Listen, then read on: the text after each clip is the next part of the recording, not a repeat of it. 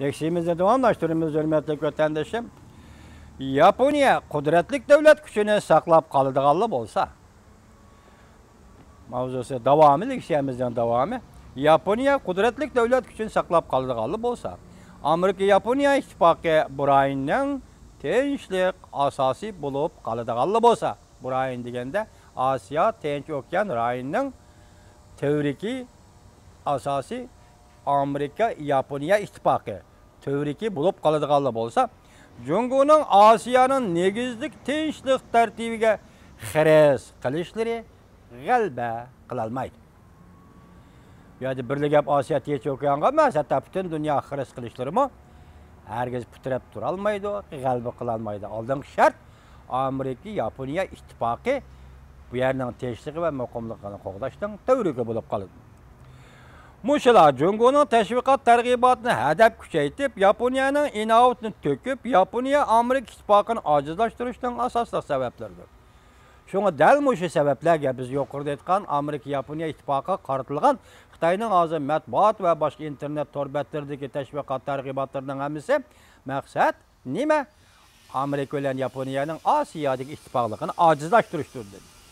Cungu'nun stratejisi bar küçülen Yaponiya kapitalizminin aynı çağdaki uruş cinayetini takitlep, Vezir Shinzo Abe imperializminin düşünü qayta körüvatıdı dep teşvik kılıp, Yaponiyanın asası kanunu özgertiş, tinchlikni tehdit dep bir taraflı tabir vermekte. Cungu ameldarları hoşun devlet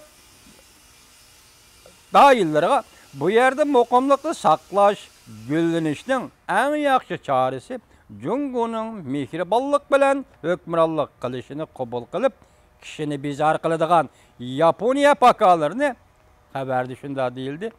Boy sundurup Amerika'nın Yaponiya'nı kollaşını tohtuşun talep kılış deyip sözlep vermekte. Cungu'nun ameldarları ne mi deydikken? Sen eğer bir yerde güllenişini ve tinchlik muqimlikni xalaydigan bolsang, Cungu'nun rahbarligini kabul kılırsan. Eni qaytqanda Cungu'nun hükümranlığını kabul kılsan. Bu Asya devletlerine deyilip atkan gap. Şundaqla muşu jarayonda biz Amerika'nın Yaponiyani qo'llashini to'xtatishini talab qilamiz. Yoki Amerikaga besim ishlab Yaponiyani qo'llashni to'xtatishini talab qilamiz degan yak kelyapti hozir. Nima deyapti? Asiyodagi barliq davlatlar anglab qo'y. Senlar mening hukmronligim va bo'yin turg'anmaslik uchun kerak. Mening rahbarligimni qabul qilishing kerak. Bu gap Sharqiy Janubiy Osiyo va Janubiy dengiz atrofida bo'layotgani yo'q. Vatandoshim atogin bu shior bu talabdan O'rta Osiyodagi jumhuriyatlarga qo'yildiganligini esinglardan saqit qilmang. Shung biz yuqorida nima dedik? Qudratli Amerika Qo'shma Shtatlari Janubiy dengizda g'oyib bo'ldi, lekin O'rta Osiyoda paydo bo'ldi. Lekin Asya devletleri mesela Vietnam, Koriya qatarlıq devletler Osman ordusu, imperializmi, bu degellik Osman ordusu deydiğen Xitaylarning rivayetleri var, Qasım deydiğen şu Osman ordusu yaşaydiğen Cungu rahbarları ve hazırki Cungu imperializmi nimede direkt biridiğanlıqını Vietnam, Koriya, Yaponiyadaki devletler hazır tonub boldu. Ve qandaq devlet ekanligini bildiğanlıqı esidi şunda saqlaqlıq turibdi deydi. Əməliyyatda G'arbning Osiyodagi tabiiy do'stlari G'arbning qimmat qarashlaridan bahrilanib, Yaponiya qurolli kuch bilan ag'dirib bo'lmaydigan tangpung holatdagi qudratli kuchga aylandi. Nima deydi hozir Yaponiya Osiyodagi G'arbning Osiyodagi do'stlari yoki ittifoqdoshlari, G'arb dunyosining ittifoqdoshlari va Osiyodagi do'stlari. Yaponiya bugun qanday bo'ldi? Onu sen kural gücü bilen yani başka yolu bilen aldırıp taşlayıp gelip bombayla kudretlik bir güçke aylandı dedi. Amerika, Yaponiya, İspak, Asya, Tinch Okyan rayını gülleniş muvaffakiyetlerinin kapalitıdır. Bugün Asya, Tinch Okyan rayını zaten gülleniş de bulunurken bunun asası Amerika ile Yaponiya ittifakıdır.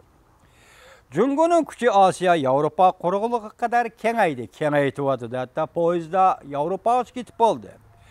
Amerika-Yaponiya ittifaqı bu rayonning manfaat huquqlarini qo'g'daydigan, Cungu'nun zo'magarligiga qarshi turadigan Koriya, Hindiston, Avstraliya hamda Sharqiy Janubiy Osiyo davlatlarini jalb qilish xarakterlik tanlash bilan ta'minladi. Yuqorqi davlatlar Amerika va Yaponiya ittifoqiga Osiyoda diqqat qildi va jalb qildi. Bu ittifoq bu davlatlar Amerika, Yaponiya atrofiga keldi deydi. Yaponiya bilan Jungo o'rtasida davomlashayotgan to'qinishni ba'zilarning nazarida, hagir koni zo'magarlik siyosati keltirib chiqarmagan.